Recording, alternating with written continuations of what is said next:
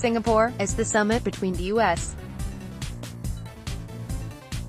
President Donald Trump and North Korean leader Kim Jong-un was underway in Singapore. Former NBA star Dennis Rodman broke down in tears discussing the historic meeting during an interview with CNN's Chris Cuomo. "I'm so happy," said an emotional Rodman, who arrived in Singapore on Monday to, according to him, see what's going on.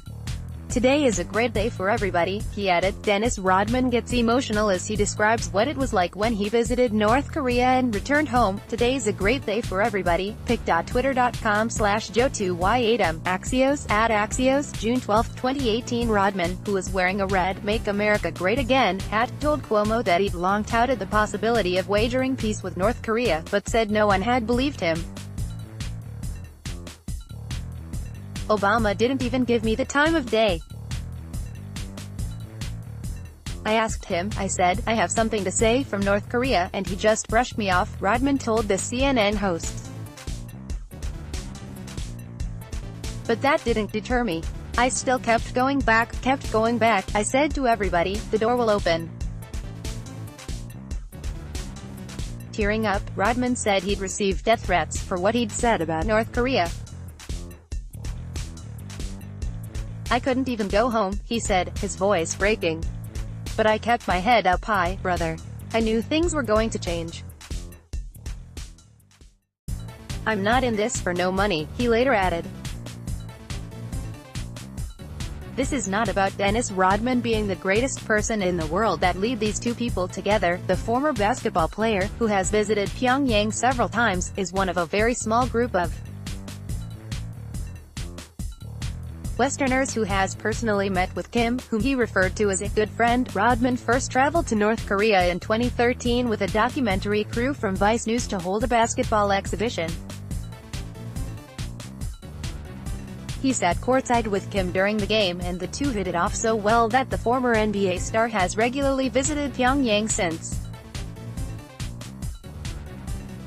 His most recent visit coincided with the release of American student Otto Warmbier last year, who had been imprisoned in the country for allegedly stealing a propaganda poster. Warmbier was freed, but was in a coma and died just days after his return to the U.S. Rodman later said he asked Kim to release the student 3 times during that visit, and he urged the North Korean leader to do so as an act of good faith. Both the State Department and Warmbier's father denied that the basketball player had anything to do with the release, however. Dennis Rodman's advice to U.S. President Trump: go into the meeting with Kim Jong-un with your heart on the table, and focus on the future. https://t.co/Kersawix. pic.twitter.com/Titchfu96K3. CNN International, @CNNI, June 12, 2018. When asked by Cuomo whether Kim can speak English, Rodman answered, "He's more like a big kid. Even though he's small, he loves to have a good time. This guy wants to be around the world. He wants to come to America. He wants to enjoy his life. He wants his people to enjoy this life." Pressed again to answer whether Kim can speak or understand English, Rodman replied that he can understand bits and pieces.